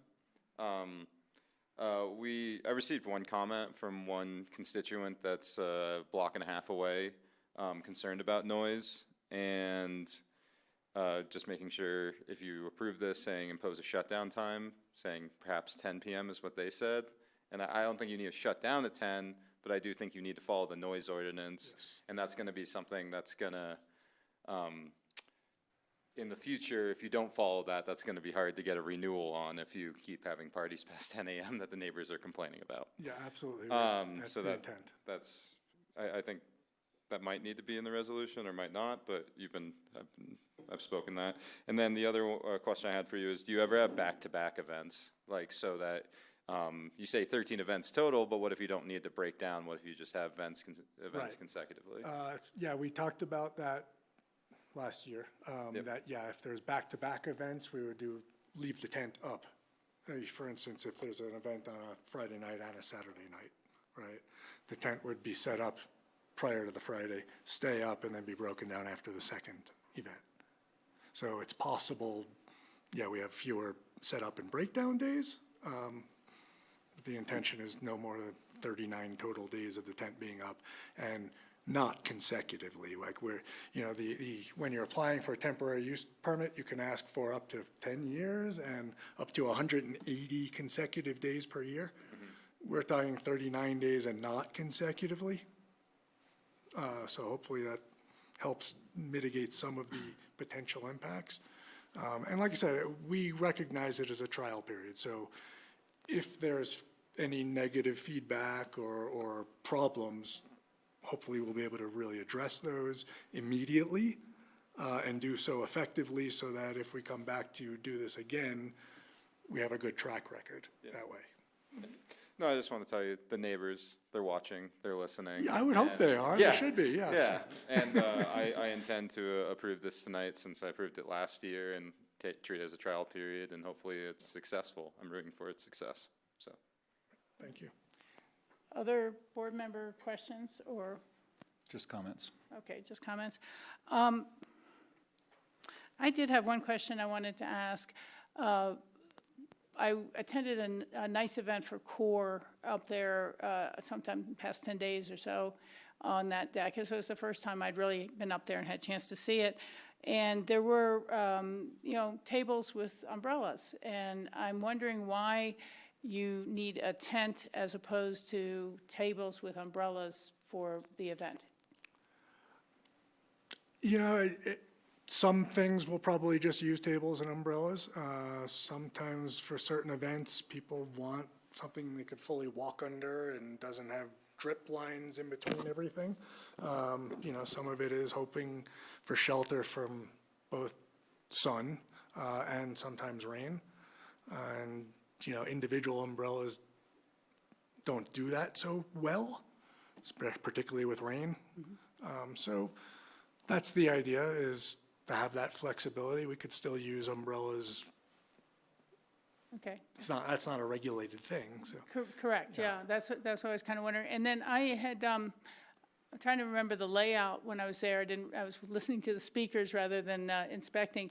But is the other part that's further away from Pepke Park of the roof terrace, is that a hot tub area or is that seating area? Yeah, there's a hot tub and some seating, and the hot tub would just be covered over in these things, boarded over so you could walk it. Well, that's why I was kind of wondering, why aren't we potentially moving the tent further away from the edge of the building where? This was the location, we started with a different design. This was the location that worked with the building and fire codes to allow for the egress paths to be unobstructed. Okay, thank you for that. I think we will open the public hearing. Is there anyone here from the public here to speak to the item? There being no one, I will close the public hearing. Let's go to council member comments. John? I have a couple concerns. The energy used that's going to be used to heat or cool the tent has always been a concern of mine because of greenhouse gas emissions. Potential noise violations and the massing of the tent where You know, this building was approved because of the way it was massed and designed. With that said, because we approved this last year, I'm going to stick with that vote and approve it again this year. And I will be interested to see how this experiment goes. Okay, thank you. Bill, no comment. Sam, did you have comments additionally or anything? Christina? No. Okay, I'll make a few comments before calling for a vote. I think it looks far less obtrusive without sides, to be honest. And if it's for sun and rain, I don't know that you really need the sides. But there's a view through to Shadow Mountain or a view through that's better. Now, the sides may hold the noise in better, but we are continuing to get comments about the noise from the deck of the W Hotel, for example. And it's one thing to say it doesn't hit the decibel level at the edge of the property line, but if it's 1 or 2 decibels below that, it can still be of concern, as Sam's pointed out, to the neighbors, you know. So I think being very extremely conscientious of that noise issue is going to be very important going through your experiment. The other thing that I have to agree with staff with what it does to the massing of the building. I mean, that's a flat roof building, and then to see this kind of Mr. Potato Head kind of pop up on the side, it's not very attractive. And this is an important character element, and it may seem like, you know, it's just one element with your project, but if you add up a lot of different elements, pretty soon you have a hodgepodge, and that's of concern. And I've had to wonder, isn't there a way to look at a flat roofed type of covering that would be more in keeping with the building, could still have some overhang and protection, but isn't this peaked roof that looks like a little bit of a carnival tent? And you make a lot of great points, Mitch, you know, clearly, and I do see a little bit of a difference, though, between a park use and a commercial building use in terms of temporary uses. And they happen periodically, whether it's Bike to Work Day or the celebration of Independence Pass and a lot of things over there in Pepke Park, but they're not part of a flat roofed building. And so it would be better in my mind, and maybe you can look as you go forward for if you're reapplying for a permit next year for something that really does fit in better. And you could have some more of the square post type of things with a trellis. I think one of the nice compromises that was made in the past was the courtyard of Michola, where they wanted to have a fully covered type of roof, and instead they got something that has a little bit of sunshine come through, or you know, can think about something more creative than a Butler rents for a quality project that the Molly is. Okay, but I will go along with council and support it. We appreciate all of use. that, honestly. So, you know, we're hoping it's a trial period. You know, if it goes well and we feel like there's a chance of doing it on a more permanent basis, I think we'd invest more into something of better quality, a better design. Especially if it's going to be more than, you know, 13 times a year. You know, so. Yeah. And I would just hope you would consider really leaving the sides down when you can, when they're not expecting rain. Yeah, I think the tent comes with those options, so it's, you know, sometimes you never know if a person's going to want them up or not, or with windows or without. So, you know, we don't know. It just gives the flexibility. I think the opening there will create a little more excitement and interest that people will have passing by to say, oh, I wonder what's up there. I wonder, you know, should I go visit that hotel? So. Those are my comments, and we have closed the public hearing. Is there a motion from the council? I'll make a motion to approve resolution number 54. Is there a second? I'll just question, you have a proposed motion in the packet. Do you need all the words from the proposed motion? That was all. No. Okay, then second. Okay. Thank you for that. Nicole, will you call the roll, please? Councilor Benedetti? Yes. Councilor Doyle? Yes. Councilor Guth? Yes. Councilor Rose? Yes. Mayor Richards? Yes. thank you very much, and thank you to our staff for really pointing out concerns. I think that's valuable. And if I may make just a couple of broad general comments. We've spent a lot of time with council talking about tents over the last couple of years. I think, to some of Mitch's comments, the code is very discouraging of extended use of temporary tents, period, end of story. And so the conversation about materials, I certainly get the comment that's being made, but it's intentional, that connection, too. And we do allow sort of tents to be up for up to 14 days on a property or connected with special events. So I get the concern. I do think that this is a topic that I think both for staff and applicants and for council's perspective, that we need to have a discussion about what's in the community interest, because the code currently is very discouraging of extended use of tents. And I think staff, as council gets some space in their agenda, we would welcome a work session to see where council is on these topics, because under current code, we're going to continue to spend a fair amount of time with council as these requests come forward, and I don't know if it's council's desire to continue to have those same conversations. So we'd love to have that conversation when you folks are ready. Okay, thank you for that. Appreciate the background. We do have a action item on the agenda, and I think we have a representative here to come talk to us about that. And our attorney will be introducing the item as well. Kate, may I interject on this one? Sorry I didn't bring this up earlier, but I looked at this property. I ended up making an offer on this property. I'm not in contract on it. I'm not interested in pursuing it any further.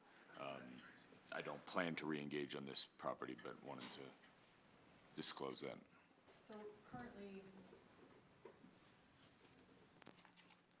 I just want to clarify the record here.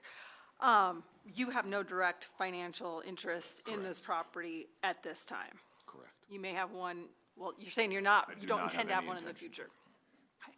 I don't think, under the code, that you have any conflict of interest that will require your recusal in this case, but I do thank you for being, for disclosing that information. Yeah, and just to clarify, Bill, were you, because this council's just changed over, were you part of the direction with council while you were pursuing it?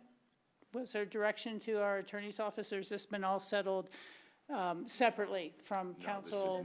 This property's never been in front of council. I've only communicated with the actual owners. Okay, that's And all. to my knowledge, I Mr. just want Guth, all the public to know as well. Thanks. Thank you. I'm very supportive of transparency. Okay, thank you. Very good. I did want to make a few statements. Ms. Oates is here, obviously, on behalf of the property owners. I placed this proposed settlement agreement on the agenda tonight. The property owner in this case is seeking a demolition permit and applied for a 2025 demolition permit. The application was denied due to insufficient allotments, and this appeal was filed. My office has prepared and is proposing a settlement of the appeal via agreement. That's before you. The general tenets of the agreement are that in exchange for receiving a 2026 multi-year allotment, the property will be subject to and participate in the waste diversion program adopted by this council in January of this year. So they're agreeing to do that. The program requires diversion of all materials taken from the site that are recyclable, reusable, or can be repurposed. And the program calls for reporting to ensure compliance. The applicant applied for a permit prior to council enactment of that program and arguably could be exempt. It is important to note that this applicant could have applied for, it is important to note that the multi-year program criteria would include things like their ability to divert materials. Currently, this is the only appeal of this nature pending that we know of. Mr. Anderson is here and can confirm that. It will, if approved, reduce the number of allotments available by 2026 by 1, but there are still 5 remaining allotments, 6 per year. If the concerns are that the result, I understand that there have been concerns, and I think Mr. Maple spoke to those tonight, that resolving appeals of this nature by settlement leaves future year applicants without an opportunity to get a permit through our lottery system. You do have the authority, I would note, to increase the number of permits available for any given year. However, increasing the number of permits arguably undermines the purposes of the program. Nonetheless, I think it's important that you understand that option if that's a concern. I would note we are also halfway through the 2025 year, and this is the first appeal of this nature to be heard. We're only looking into the next year, so it's not that you've ever granted appeals for, we're not looking 2 or 3 or 4 years down the road for the, to get the allotment from a future year. I recognize that we've settled several demolition appeals through a settlement process. And as a result, those settlements have reduced future years. I think Mr. Maple was noting that we've settled quite a few of these and has presented actually information that is helpful here. If you were to look at the information presented by Mr. Maple, you will see that generally speaking, we have only issued 6 allotments per year, plus the local allotments that are authorized through the code. You have 2 additional local allotments each year through the code that are authorized. So there's only been 1 year where you did see an increase beyond the 6. And again, we're not looking into future years. My office does recommend resolution of the appeal on the terms and conditions set forth in the settlement agreement because they're, again, they are offering to participate in this diversion program, which I feel is important to council, has been voiced to be important to council. Ben is here to answer questions about the program. If you have any questions, it's my understanding Ms. Oates would like to present some information to you about this particular applicant. Certainly I can answer any questions you may have about the settlement terms and conditions. But again, it's my office's position that a settlement of this nature does serve the city's interests. Thank you. I can put Mrs. Oates' presentation up and hopefully, I don't know, I'm not good at, lawyers aren't good at the mechanics of this. So for the record, my name is Sarah Oates. I think I know all of you. And I attended a CLE last week, which was all about AI, and apparently AI can create a PowerPoint. So that's why I have a PowerPoint presentation for you guys. Otherwise, it's not really within my bailiwick, but it was a lot of fun. And I wanted to mention, as part of it, that all the local photos in here were taken by, but there's 2 siblings that currently own the property, Lexi Lowenstein and Lael Lowenstein.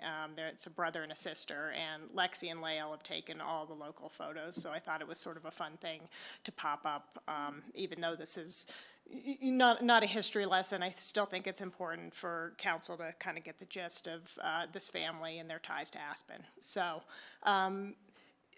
you know, as Kate has mentioned, there's really not a lot of criteria because this is a settlement agreement with you, so I'm not really going to spend a lot of time talking to about the code or how much it applies. So what I wanted to do was talk about what they've agreed to in terms of waste diversion, and just so you can understand what kind of property we're talking about here, which, you know, I think council's been open to accepting settlement agreements with other similar properties, and then I figured I'd talk about the family because it's a lot of fun. So, okay. Which is more fun than talking about waste diversion. So, as Kate had mentioned, the owners have agreed in the settlement agreement to a more heightened waste diversion, which they would have been exempt from under the ordinance 21 because of the size of the house. So the current resident, which is at 797 Queen Street, was built in 1963, and the size is only around about 1,900 square feet. So it's under that code. The code typically applies to a residence that's 2,000 square feet or larger. So I know in the past with past settlement agreements, part of the reason why some council members have been amenable to those is because they're older residences, they're not energy efficient, they've outlived their useful life, and they're small. This isn't a house that was built 10 years ago that's 8,000 square feet, and we're putting a bunch of stuff in the landfill.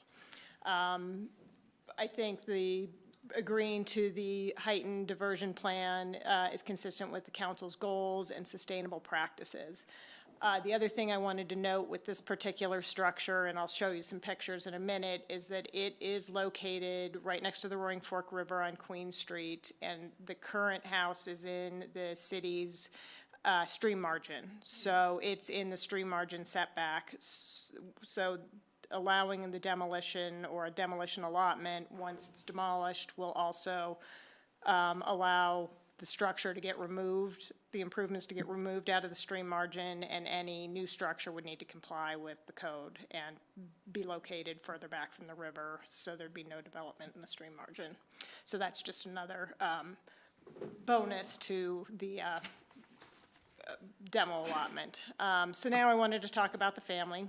We can skip to the next slide. Okay. So I think I provided you guys a bunch of fun material about the family. So Marcella DeCray, who's pictured on the right here, and I think this is Buttermilk. I think they're on Buttermilk, but she's pictured on the right here during their first trip to Aspen. They came from Philadelphia, and she was the harpist for the Aspen Music Festival for 13 seasons, beginning in 1961.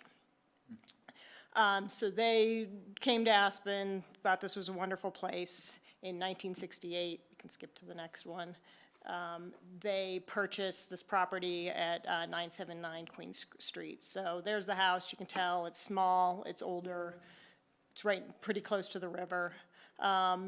So it was, you know, a cherished family retreat. As I think I've mentioned in the materials, they don't qualify for the 35-year longtime local allotment because they're not year-round residents. But they were very much a part of the community, and they, you know, had to rent the house to be able to afford it, rent it out to be able to afford it, and all that, those types of things. So go to the next one. As I mentioned, Marcella was a beloved harpist at the music festival, you know, adored by students, the other musicians, and audiences alike. And then, so Lael and Lexi are the siblings who have now inherited the house. So they have enjoyed the house since their mom died in 2001. So Lexi sent me a bunch of photos of his time participating in summer sports in Aspen. So you can see he's an Aspen old timer. And the picture below, he's the one wearing the baseball glove, and then to the striped shirt, more in the center, that's Roger Marolt, and then one of the kids kneeling down below is Jay Clapper, and he still has enjoyed a lifetime friendship with those kids. Lexi also worked at the Aspen Music Festival. This is a photo, obviously, with him and John Denver from the late 70s or early 80s. So, you know, even after his mom was done being the harpist, he still spent time here working at the music festival. And then both Lexi and Lael have been able to enjoy the house in Aspen with their children.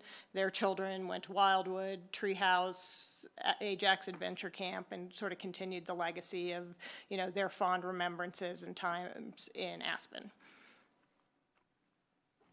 And then in terms of the parents, so Louis Lowenstein founded two sort of quintessential 1970s Aspen events. One was the Aspen Center for Human Growth, which focused on mental health and general well-being, which I think really is a legacy that continues in Aspen to this day, what residents seek here as well, and is important to the community.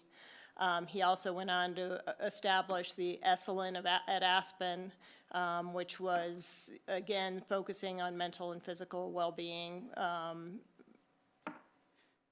and again, consistent with what is, you know, values of Aspen today. And then, again, Marcella was the harpist at the music festival and was beloved and, you know, really had a connection even after she was done spending time here in Aspen, and made sure that her children were able to inherit the property. So, again, I'm, you know, sort of repeating myself, but and we can even skip this one. The property was a family retreat. They needed to be able to rent it out, to be able to keep it, and for the kids to inherit it, but it's very much cherished by them. They've owned the property for 57 years, and they have great connections to Aspen, including, you know, friends who I've mentioned, close to the Melvilles and the Mountain Chalet, and I'll read a brief note from Lael, but at this point in time, they unfortunately need to sell. And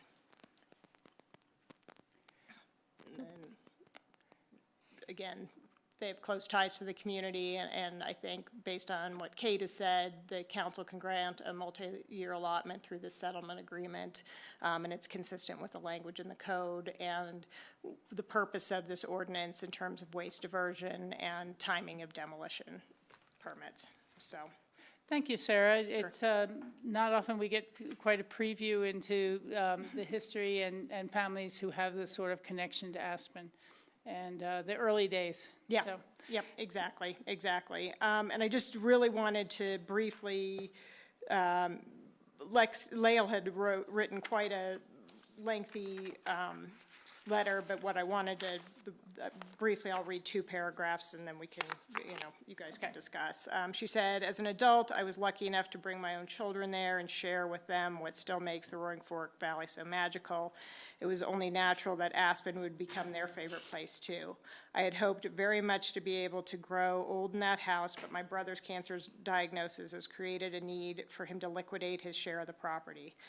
Because the property values have changed and I cannot afford to buy him out of the house, sadly, we are being forced to sell it. So, just want the council to understand some of the reasoning behind this request and the fact that we can't wait until 2026 for an allotment. well, again, appreciate all that background. Council, we've heard from the applicant, we've heard from our attorney's office. We have the settlement agreement in front of you. This is not a public hearing.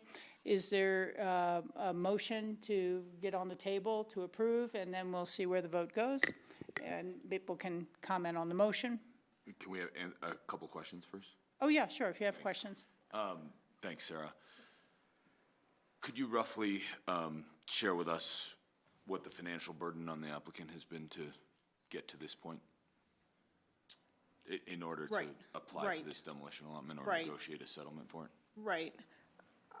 I would put it at, this one has been more complicated than maybe some of the other ones I've had to do, just because I had to do the research on the family and then read the settlement agreement, et cetera. I mean, I would probably put it at about 7,500.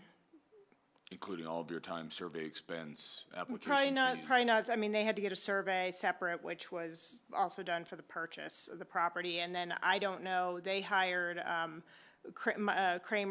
Mike Kramer Land Planning to go ahead and do the initial application, so there was that expense as well, and I don't know what that cost was. Thank you. And do you recall when the applicants sort of started this process, when they had to hire Mike to start the initial application? December, it was December. And then December 2024, and then staff turned around the denial fairly quickly, and then I came in with the appeal, so. Thanks. Any other board questions? And I'm sorry, Mike, I didn't. No problem. Comments? Yeah, comments or questions? Comments now? Yeah, sure. I really appreciate that presentation. It was honestly lovely to see, but I do sort of turn to council now and say, it's funny that demo permit presentations have become an appeal to nostalgia and emotion. What is even the criteria anyway if you just ask for a demo? Is it just how we feel on any given day? If we grant every demo permit, then what is the point other than to cost sellers, including many longtime locals, time and money? We now divert construction debris proudly, and we have such strict building codes, which I'm very proud of. This program should be criteria-based, not just, once again, how we feel on any given day. Think about all the positives, sadly, of this demolition. It does not have to be a dirty word. With waste diversion and it being built environmentally friendly and this home being deserving, this should be criteria-based, but not this process that we continue to do, unfortunately. And I say that with the utmost respect because, once again, this has been a divisive issue and there doesn't need to be any mudslinging. The intentions were amazing, but I just feel like this program has run its course. We now have construction debris diversion. We now have, we continue to have the strictest building codes. Why do we make them come to us every single time? Because there's not even any permits for a lottery anymore. to come give presentations on Aspen, longtime local history, which I definitely enjoyed, but it does seem very unnecessary, and I think reform or elimination of this program is very necessary, but I do think criteria-based would really solve a lot of the whereas clauses of the original intent, and something that I think we should strive towards to prevent situations like this where it feels like we are just punishing longtime locals alike with developers. Thank you for that, Sam, and I'm sure we're going to have continued discussions about such matters. I personally didn't come prepared to talk about the demolition permit program or ordinances. I do think there have been important community benefits to the changes in the market and impacts to neighbors when we went through somewhat of a feeding frenzy of Aspen real estate and market changes to our community, which we're still living with, quite frankly. And when we talked transportation the other day, the sheer volume of construction vehicles and things like that are also impacts on our community. But that is not the topic of tonight. I do appreciate you wanting to make that point. And this was a older home built in the 60s, was it? And so I think the requirement that we're looking at older homes as opposed to things that were built 10 years ago, but a new owner wants to put their total fingerprints on the property for tear downs, that is what reopening the entire demolition permit program would start to entice yet again. But that's, So again, I'm just responding to your comments, and we'll have a greater conversation on it. Say one more thing, but if it is about older homes, then that should be criteria-based. I think we can all agree that a home 10 years ago doesn't necessarily need to be demolished. But once again, if we grant every application as we have, we didn't even talk about how old the home is. We just saw a presentation on nostalgia and emotion. And I'm just saying, I think it's lost its meaning if we're not talking about a home that should be demolished versus, because like if people can apply and get a lottery for a home that was built 10 years ago because they could just win the lottery if we're not doing it based off of criteria. Yeah, again, I appreciate your comments, and I appreciate Bill bringing costs to local community members to the forefront. These are important elements, but it's not again, a larger discussion that we would have a chance to examine. John, you have comments? Yeah. For me, this one was just slightly different because it is was built such a long time ago. I think when we initiated the demo permit program, it was really to prevent homes that were more recently built. So this falls outside of that criteria for me personally. And also the fact of the size of it and the fact that it is in the stream setback. So there's a lot of positives here. I agree the demo permit program is imperfect, but it was formed with the best of intentions to decrease the pace and scale of redevelopment in the city of Aspen. I will support this moving forward. I would also add that we recently granted a demo permit to an address on Lake Avenue that I recently saw on the market for $55 million. And that's what we're up against. So. Thank you for that. Christine, do you have any comments? And then Bill, if you want to come back to you, we're glad to. Just thanks for agreeing to the waste diversion in Ordinance 21, even though it wasn't required. And I'm also not prepared to talk about demo allotments tonight, but I have heard enough from the community that I do think a conversation about refining or revisiting it is warranted. Thank you. More than anything, I want to thank Sam for so eloquently sort of expressing some of the concerns with this process and the lack of results that we're seeing in the community from this process, and I'm just not seeing the return on investment that applicants and frankly our staff and community have made in this program. Just not there for me. So fully concur with everything Sam said and looking forward to discussing the next steps for this program. Thanks. Thank you. The only comments I would make at this point are that a conversation is in order. I don't know when we will key that up with a number of other things. And this is why I was hoping we would be able to dedicate 2 days to a retreat, because there's a lot of big topics, a lot of different departments and programs and issues that we have to deal with.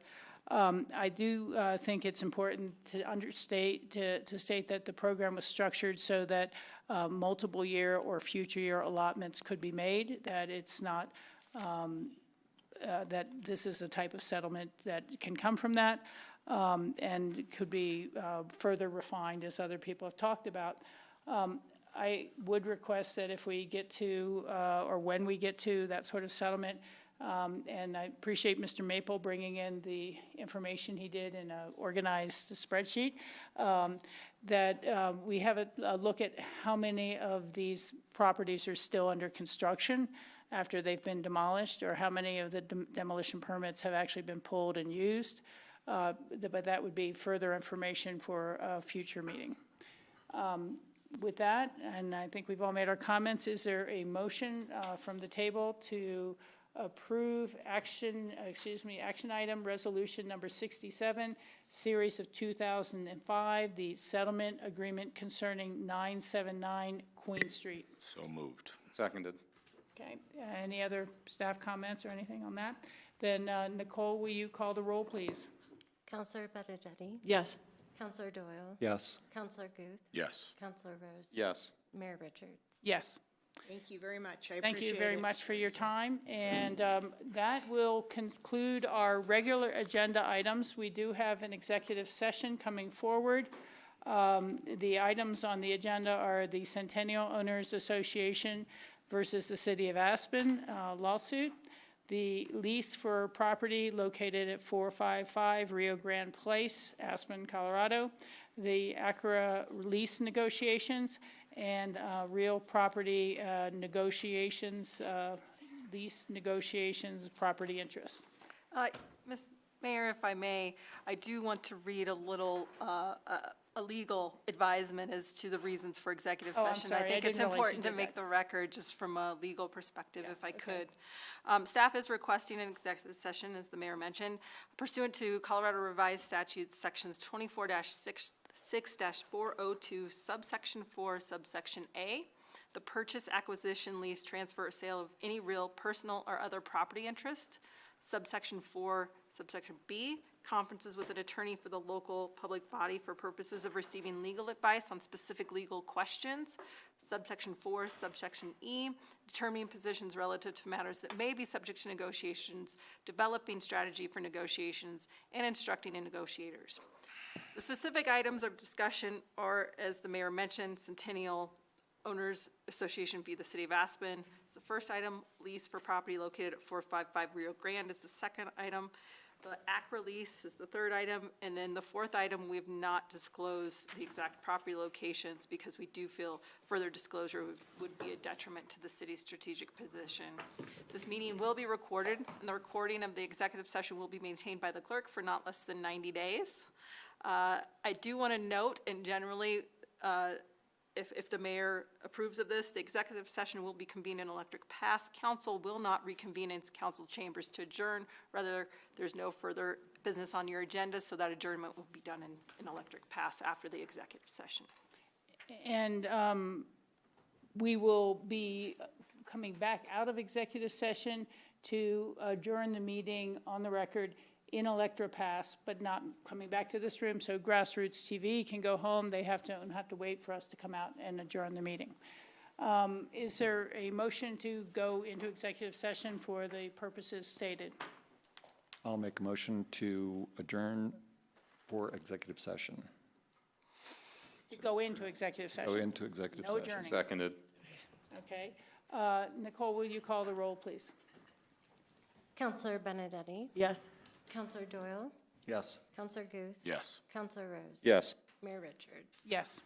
Thank you very much. We are going into executive session. Thank you for all of our Grassroots TV broadcast help and for the viewing public.